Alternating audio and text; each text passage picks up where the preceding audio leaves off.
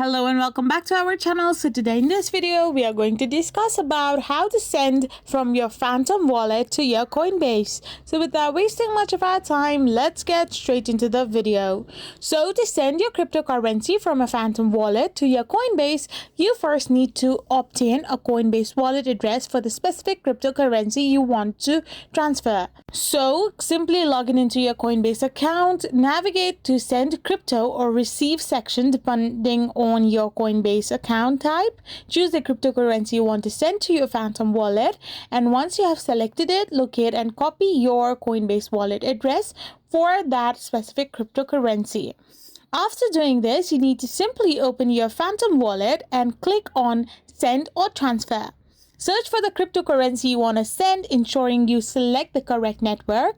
Paste your Coinbase wallet address into the to field and enter the amount and click the send button to initiate transaction. So this is how you can send from Phantom wallet to Coinbase. I hope you found this video helpful, so don't forget to hit that subscribe button and do give us a thumbs up. We will be back again with more informative videos.